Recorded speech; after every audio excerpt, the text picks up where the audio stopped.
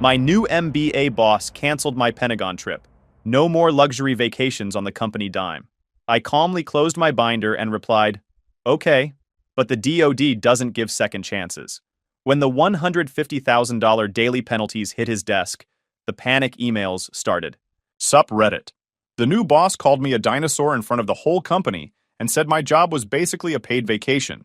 So I let him run things his way and watched him dig his own grave. Name's Gary, 49 male. Grab some popcorn. This is going to be intense. My alarm went off at 4 a.m. and I was already awake. Too much riding on contract renewal season to actually sleep. Checked on Adam first. Kids ate and sleeps like a rock. Backpack was by the door. Colleen handles mornings, but I make sure the important stuff's handled. I'm a senior field operations director for Ridgeline Power Systems. We're a blue-collar outfit that keeps military installations running. Generators, transfer switches, load testing, emergency callouts. 2 months ago, we had a generator array fail at Whiteman during a severe thunderstorm. Lightning strike cascaded through the backup grid. My crew had 53 minutes to restore emergency power to a facility I can't name. That's the job. You either know your business, or people start asking uncomfortable questions. I've been doing this for 26 years.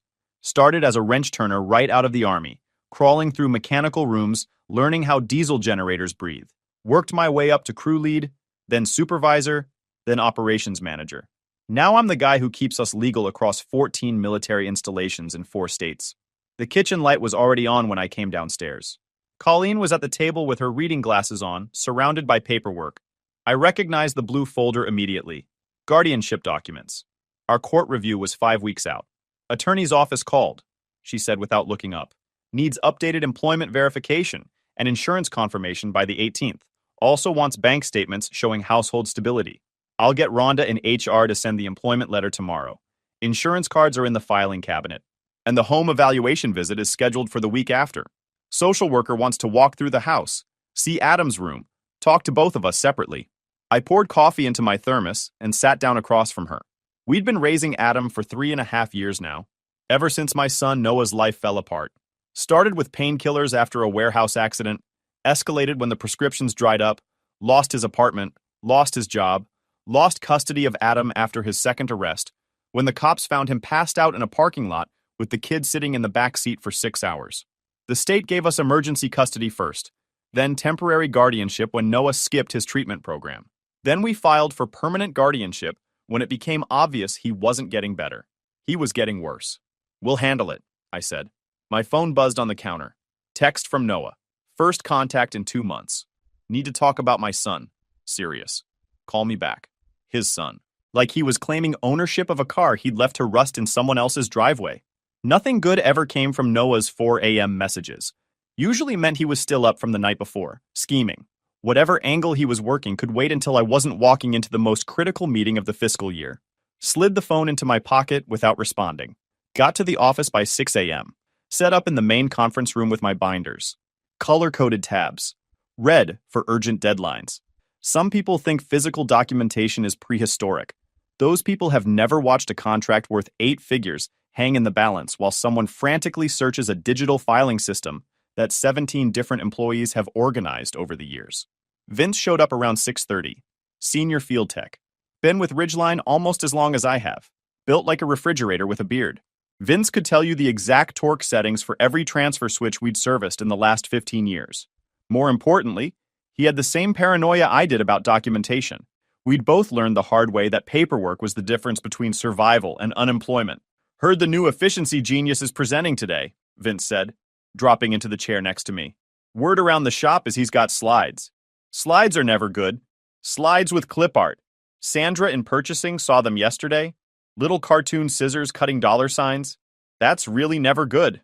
The DC trip was the annual base access credential renewal. It's in person. Originals on the table. No exceptions.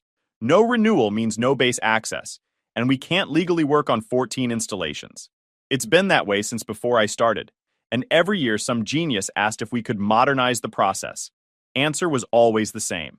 People filtered in around 8 o'clock. Department heads, supervisors, crew chiefs. Then Trenton Marlowe walked in. Trenton doesn't walk. He glides. Got that business school energy you see in guys who've studied organizational psychology, but never actually fixed anything with their hands. He's 34. wears slim-fit suits, carries a presentation clicker like it's a magic wand. New director of operational excellence, hired 12 weeks ago to optimize our cost structure. The first thing Trenton did when he arrived was redesign the break room coffee station to be more ergonomically efficient. Second thing was commissioning a study on our paperclip usage. The man had priorities. I'd prepared a presentation for this meeting, charts showing the renewal timeline, cost breakdown for the DC trip, risk matrix explaining exactly what happens if we miss the deadline. 26 years of institutional knowledge, distilled into 45 minutes. Never got to open my binder. Trenton clicked his little wand, and the projector hummed to life. Big letters splashed across the screen. Strategic cost optimization. Clip art scissors. Dollar signs getting trimmed. Under that, in aggressive red font, legacy travel and hospitality programs.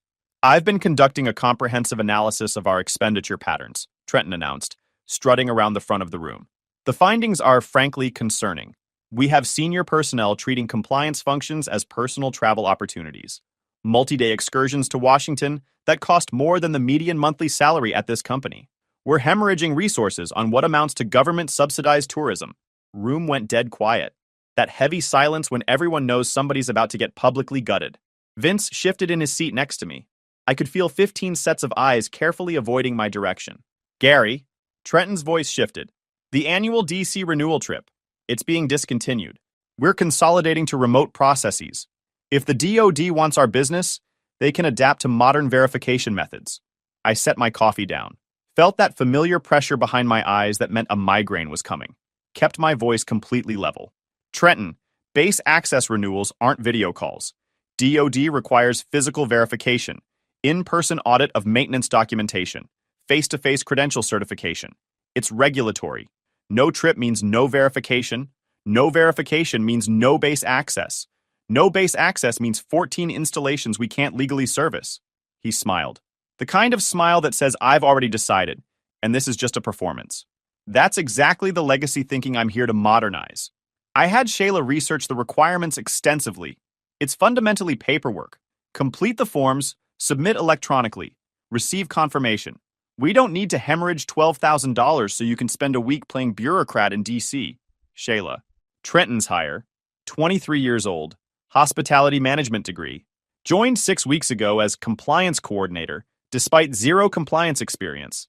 Last Tuesday, she asked Hector what UPS stood for and seemed genuinely surprised it wasn't about package delivery. I looked at Trenton and understood exactly what was happening.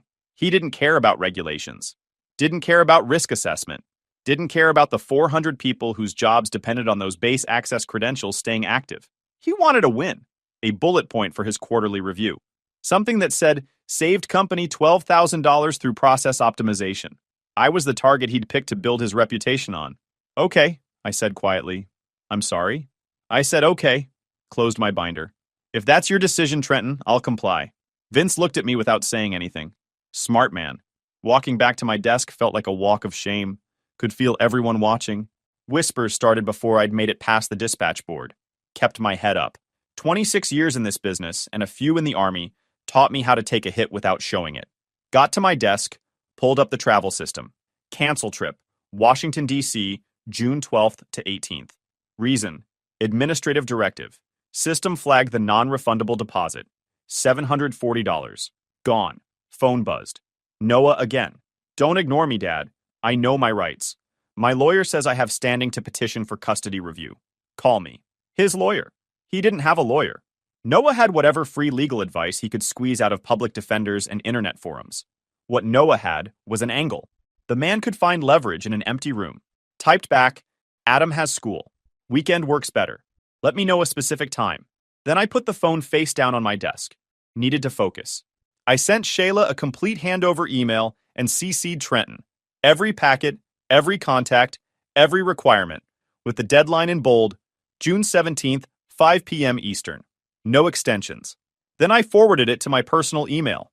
If they wanted to play games, I wanted receipts. Vince appeared at my desk 20 minutes later. Looked around to make sure nobody was listening. You're really just going to let this happen? Not my call anymore, Vince. Trenton wants to modernize. Who am I to stand in the way of progress? Progress. He almost spit the word. That kid couldn't modernize a toaster. You know what happens if we lose base access? I know exactly what happens. Then why aren't you fighting this? I turned to face him directly, lowered my voice. Because fighting means I'm the problem. Fighting gives Trenton exactly what he needs to push me out entirely and blame me when everything collapses. This way, he owns it. Every decision, every consequence, every dollar we lose when his digital-first compliance model runs headfirst into DoD regulations that haven't changed since Reagan. Vince stared at me for a long moment, then nodded. You're documenting everything. Yes. What can I do?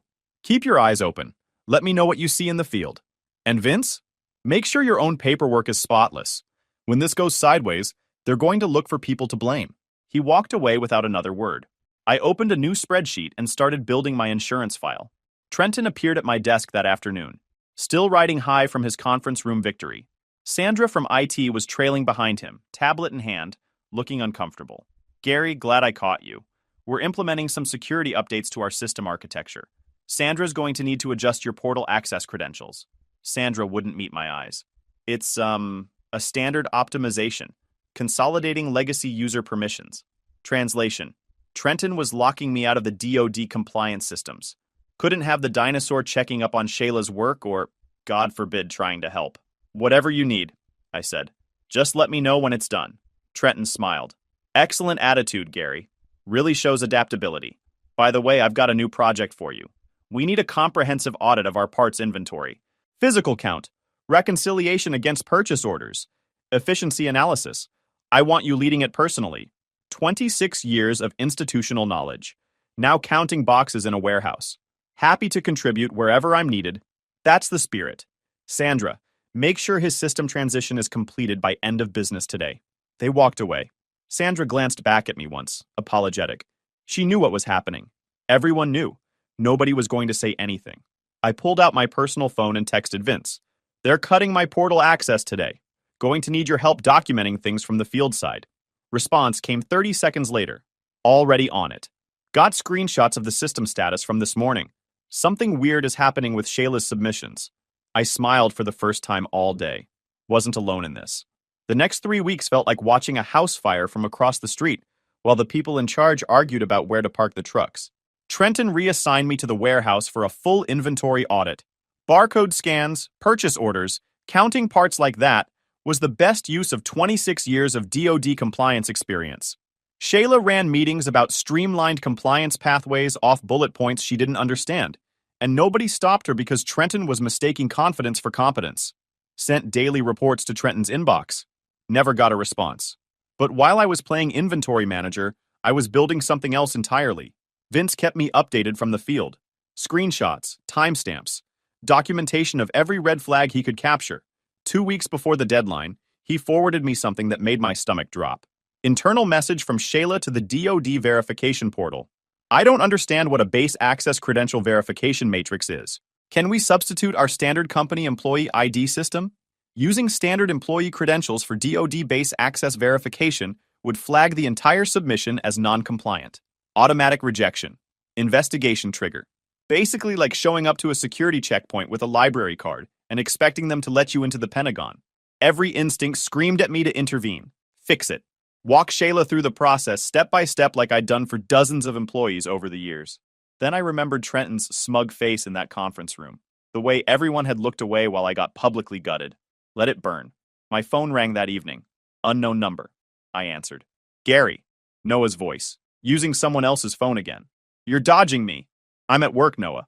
It's not a good time. It's never a good time with you. That's the problem. You think you can just take my son and pretend I don't exist. I didn't take anyone. The state placed Adam with us because you couldn't show up to your own custody hearings. Because you failed 4 consecutive drug tests. Because you left an 8-year-old sitting in a parking lot for 6 hours while you were passed out in the front seat. That was one time. I'm clean now. Been clean for 3 months. 3 months doesn't erase 3 years, Noah. You don't get to decide that. Courts decide that. And my lawyer says, you don't have a lawyer. Adam is happy. He's safe. He's doing well in school. If you want to be part of his life, show up. Consistently. Pass your tests. Get stable. Until then, we're done talking about this. This isn't over, Gary. When you're unemployed and I'm the one with stability, we'll see what the court thinks about who should have custody. The line went dead. I sat there in the warehouse surrounded by boxes of parts, phone still pressed to my ear, When you're unemployed. How did Noah know things were shaky at work? Who had he been talking to? Didn't matter. Had bigger fires to deal with. Back at my desk the next morning, Sandra Chen caught me in the hallway. Looked around nervously before speaking. Gary, I shouldn't be telling you this, but I still have admin access to the compliance portal logs. Shayla's been submitting incomplete forms for 2 weeks. The system keeps rejecting them. She doesn't seem to understand why. She's probably filing them in her figure out later folder. Actually, yes. How did you know? 26 years, Sandra. You learn to see certain patterns coming. The deadline is in 4 days. Nothing's been properly submitted. The DoD warning system has sent 3 automated alerts. Shayla opened them all. And? She forwarded them to Trenton with a note that said, FYI, routine system notifications, no action needed. I closed my eyes. Let that sink in. Routine system notifications. Basically like the fire alarm going off and someone calling it a routine audio test. Sandra, I need you to do something for me. Screenshot everything. Store it somewhere Trenton can't access. I could lose my job. You might lose your job anyway when this company goes under. At least this way you'll have documentation proving you tried to help. She hesitated, then nodded. I'll have everything to you by end of day. June 17th arrived like watching a car wreck in slow motion. Got to the warehouse by 6:30 a.m. Made my coffee and watched the clock. At 2 p.m. Pacific, 5 p.m. Eastern, the deadline passed. Our base access credentials expired across 14 military installations. Every technician badge tied to Ridgeline Power Systems was now invalid. Every generator we maintained on federal property was now serviced by an unauthorized contractor. Every active dispatch ticket was frozen pending credential restoration.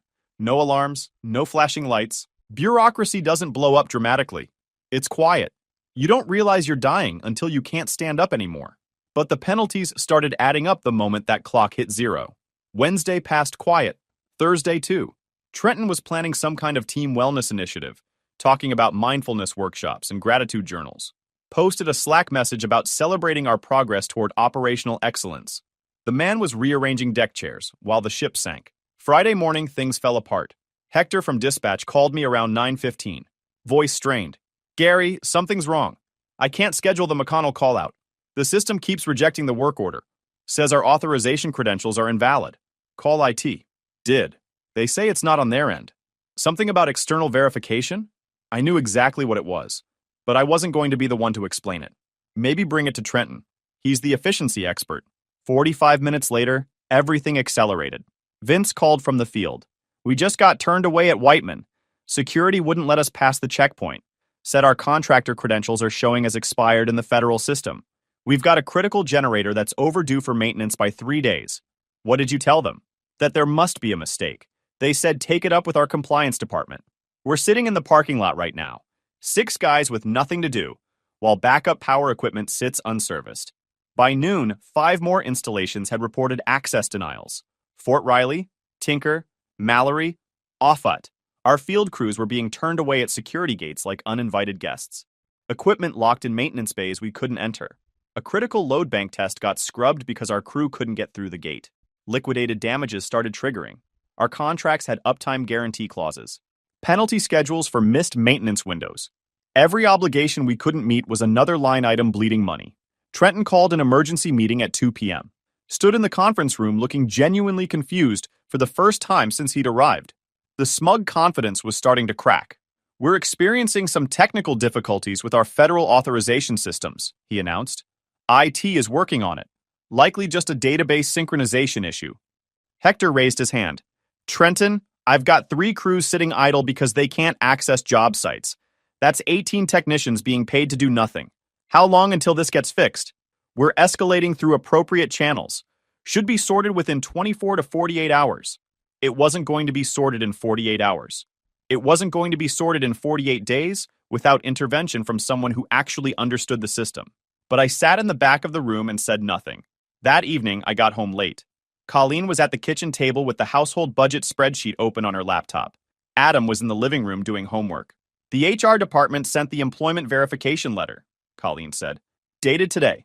But Gary, if something happens with the company, I know. The guardianship review is 4 weeks out. The court needs proof of stable employment, stable household income. If there's any disruption, she didn't finish. We both understood the math. Noah was circling, waiting for weakness.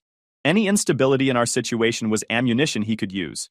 And somewhere in the back of my mind, I could feel everything closing in. The company bleeding money. The guardianship review approaching. My son, who couldn't stay clean for 6 consecutive months, suddenly talking about lawyers and custody challenges. I sat down across from Colleen and took her hand. Whatever happens at work, we handle it. Adam stays with us. That's not negotiable. How are we going to handle it if the company goes under? The company's not going under. They're going to realize they made a massive mistake, and they're going to come begging for help. When they do, I'm going to make sure we're protected. All 3 of us. She nodded. Monday morning, Ridgeline Power Systems was in full-blown crisis. About a week of credential suspension, stop work orders on 11 installations, dispatch boards showing nothing but red. Our field crews had been sitting idle, collecting paychecks for work they couldn't perform. Hector told me 3 technicians had already started looking for other jobs. Liquidated damages were piling up. Every missed maintenance window triggered penalty clauses. Every unanswered emergency call-out meant contract violations. Every day of suspended access was another $150,000 in combined losses. Vince showed me the field reports. Generator at Mallory was running 6 days past its maintenance window. Battery bank at Whiteman hadn't been tested in 2 weeks. Transfer switch at Fort Riley was showing warning indicators that nobody could investigate because our crews couldn't get through the gate. We're one equipment failure away from a real disaster, Vince said. If something critical goes down on a base we can't access, people could get hurt. Conference room was standing room only when I got summoned. Harrison Caldwell, CEO, built this company from nothing over 40 years. Looked like he'd aged a decade in the past week. Monica, company attorney, legal pad covered in notes. Dennis, CFO, running calculations that clearly weren't giving him good news. And Trenton, looking like a man who'd finally realized he was drowning. Sit down, Gary, Caldwell said, voice rough. I sat, folded my hands on the table. We have a situation, Caldwell began. Our base access credentials expired 8 days ago. DoD has flagged our entire operation as non-compliant. We've received stop work orders from 11 installations. We're facing approximately $150,000 per day in combined penalties, lost revenue, and contract damages.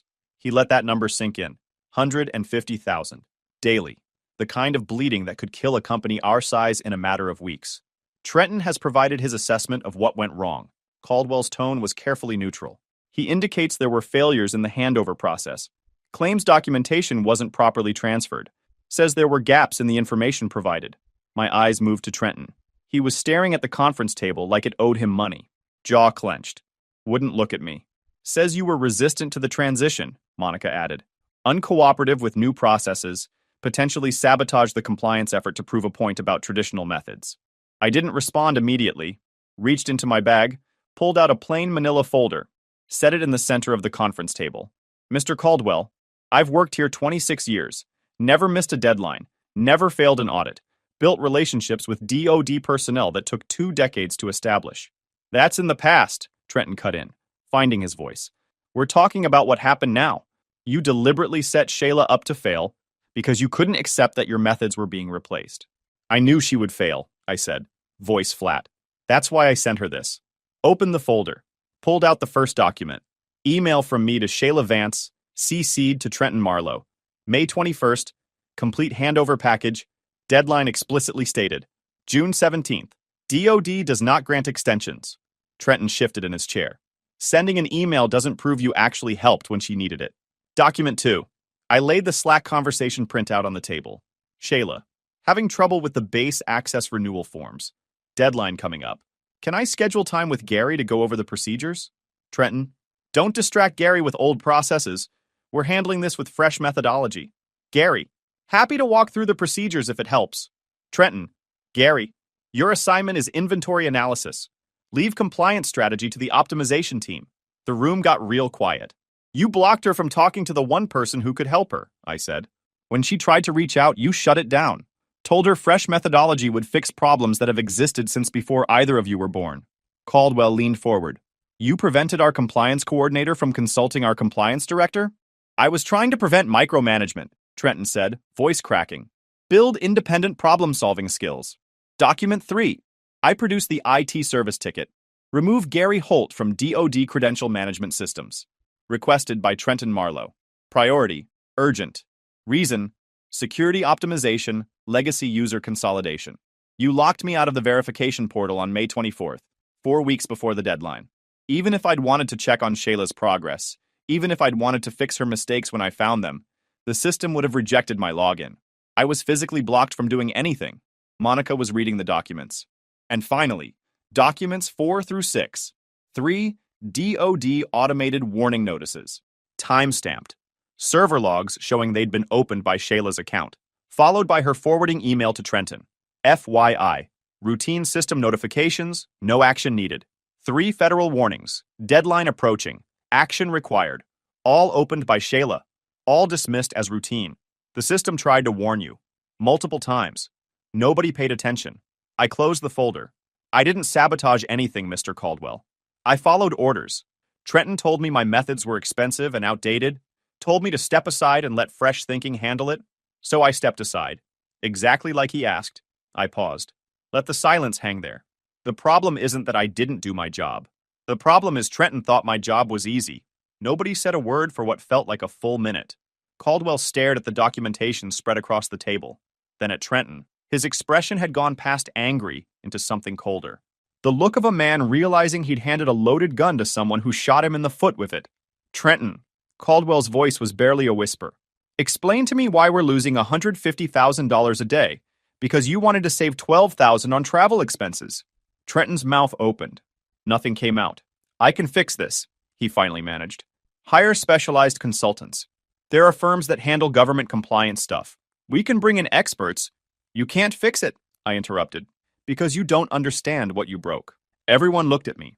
DoD Emergency Credential Restoration requires a master authorization sequence specific to our company, issued during an in-person audit at the Pentagon 8 years ago. Physical documentation, verification codes, contact protocols for specific officials who can expedite the restoration process. Information that's too sensitive to store on company servers because, as we're currently seeing, company servers can be accessed by people who don't know what they're looking at. Where is it? Caldwell asked. Some of it's memorized. Some of it's in a secure location in Arlington that requires my fingerprint to access. I created backup systems for exactly this kind of emergency. Trenton slumped in his chair like someone had pulled the plug on him. It finally clicked. He hadn't just missed a deadline. He'd locked out the only person who could fix the problem, then watched everything burn while he planned mindfulness workshops. You removed our senior operations director from the compliance system, Caldwell said, voice dangerous. Canceled the trip that would have prevented this, then told me everything was under control. I didn't know about the Arlington stuff, Trenton said weakly. It was documented in the Emergency Procedures Manual, the red binder. You had Shayla scan and shred it 6 weeks ago because, how did you put it? Physical documentation is dead weight in a digital-first environment. Caldwell closed his eyes. Took a deep breath. Get out. Security will walk you to your desk to collect your things. You're terminated immediately. Legal will be in touch about potential liability. Trenton stood up, knocked his chair backward, left without another word. Through the glass walls, I watched 2 security officers intercept him before he reached his office. Watched them hand him a cardboard box. Watched him load his minimalist desk stuff while everyone in the building pretended not to stare. 12 weeks of strategic optimization. Gone in 12 minutes. Caldwell turned to me. Complete change. Gary, I apologize. Sincerely. We made a terrible mistake. I made a terrible mistake. I need you on a flight to Washington tonight. Whatever it takes. Business class. 50% salary increase effective immediately. Bonus structure, car allowance, additional PTO. Name your terms. 6 months ago, this would have been everything. Everything I'd wanted. But 6 months ago, I hadn't spent weeks counting inventory while my professional reputation got torn apart. Hadn't been called a scammer in front of colleagues I'd worked with for decades. Hadn't watched everyone in that conference room stare at their phones while I got publicly destroyed. And there was Adam, the guardianship review. Noah circling like a vulture, waiting for any sign of weakness. 4 weeks until the court evaluation, and my son was already making noise about lawyers and custody challenges. I reached into my bag, pulled out a sealed envelope.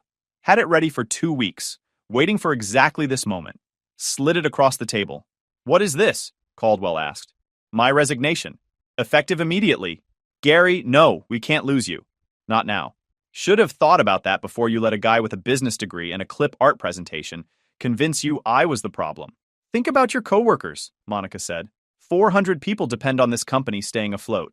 Then maybe Shayla can YouTube tutorials on federal contractor credential restoration. Heard she's great at digital solutions. I stood up, straightened my jacket. My price was respect, Mr. Caldwell. That's not something you can buy back once you've thrown it away. Walked out without looking back. Caldwell followed me to my desk. Kept talking the entire way. Doubled the salary offer. Tripled it.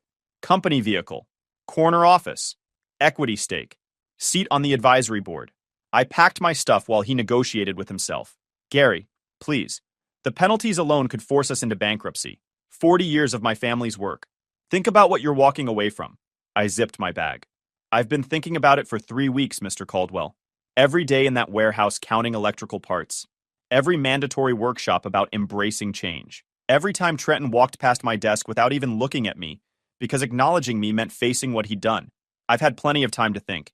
Name your price. Anything. Write your own deal. I looked at him. Really looked. Saw a man who'd built something real over 4 decades and handed pieces of it to someone who didn't understand what he was holding. Same mistake a lot of people make. They see youth and energy and confidence and assume that means the same thing as competence. My terms are that I don't work for organizations that don't respect what I do. 26 years, Mr. Caldwell. 26 years of early mornings and missed dinners. Canceled vacations and emergency callouts. Keeping this company legal while everyone else assumed compliance just happened automatically. And it took Trenton 10 weeks to convince you I was dead weight. I picked up my bag. That's not a company I'm interested in saving. Walked through the main floor. Vince caught my eye from across the room. Nodded once. He understood. Hector started to say something. Stopped himself. Wendy just shook her head slowly. Parking lot was bright with afternoon sunlight. My phone buzzed as I reached my truck. Noah. Different number again. Heard things aren't going great at your job. Interesting timing with the custody stuff. Maybe we should have a serious talk about where Adam ends up. Same old Noah. Always assuming everyone else was as scheming as him. Typed back, my employment status isn't your business. Adam stays where he is. You want to make this about court, remember? I've got documentation of 4 failed drug tests and 2 abandoned visitations. Don't contact me again until you're ready to be a father instead of a negotiator. Blocked the number. Drove to the airport. Called Colleen from the terminal. Harrison Caldwell has been calling the house nonstop, begging me to talk you into coming back. What happened? I resigned. Long pause. Gary? I know. The guardianship. The insurance. The home evaluation. I know what's on the line. What are we going to do? I'm flying to Washington. I'm not fixing anything tonight. I'm setting terms, and I'm taking a few days for myself before I touch their mess.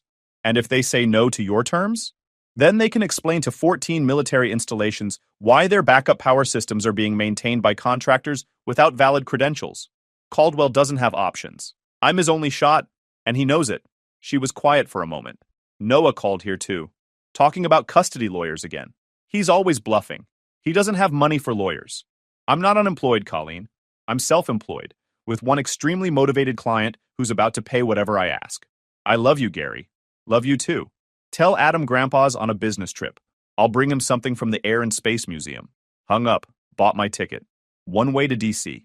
The flight was everything the commercials promised, and the middle seats never delivered. Actual legroom, real food, window seat. My phone filled with messages from Caldwell, each one more desperate than the last. Gary, board is meeting tomorrow. Emergency session. Talking about selling the company at a huge discount. Gary, please, $1.5 million for 30 days of consulting. Just need the restoration protocols. Gary, I'm begging you. Name any number. Whatever it takes. I read them all. Let them sit. Ordered coffee from the flight attendant. Somewhere below, 14 military bases had backup systems overdue for maintenance, and nobody on our team was authorized to touch them. Somewhere, Trenton Marlowe was explaining to his wife why he got fired after 12 weeks. Somewhere, Shayla Vance was updating her resume, hoping this mess wouldn't follow her around. Somewhere, Harrison Caldwell was learning the most expensive lesson of his 40-year career, that institutional knowledge isn't dead weight, it's the foundation.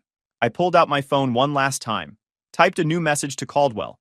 Consultation rate, $2,000 per hour, 100-hour minimum, paid in full before any work begins. Travel and expenses billed separately at cost. Availability begins 1 week from today. These terms are non-negotiable. If that doesn't work for you, I'd suggest contacting other DoD compliance specialists. The 3 firms I know of that handle emergency credential restoration are booked through October. You don't have alternatives. Your call. Hit send. Turned off the phone. Leaned back in my seat. Thought about Adam at his baseball game last weekend. Kid hit a double. Ran the bases with pure joy on his face. Looked for me in the stands the second he touched second base. That moment was worth more than every hour I'd spent in Pentagon conference rooms. Noah wanted to use job instability as leverage. Circle back and claim a son he'd abandoned. But here's what Noah never got. You don't protect your family by being scared. You protect them by knowing what you're worth and refusing to let anyone make you forget it. I had skills the DoD needed. Documentation proving exactly who was responsible for this disaster. And I had a family that needed me to be strong enough to walk away from disrespect. Caldwell would accept my terms. He didn't have a choice. The penalties would destroy the company otherwise. I'd go back to Washington, fix what Trenton broke, and bill them enough to make the last month worth every minute of humiliation. But not today. Today, I was going to sleep in a nice hotel with room service and clean sheets. Tomorrow, I was going to visit the Smithsonian like I'd promised myself for 20 years. For the first time in 26 years, I was taking a real vacation. Not a Pentagon trip disguised as one. The most expensive lesson a company ever learns is that experience isn't just a number on a resume. It's the contacts nobody else has. $2,000 an hour. 100-hour minimum. Paid up front. That's the price of respect. If you enjoyed this video, please hit that subscribe button. It really helps the channel and help us bring you more and better stories. Thanks.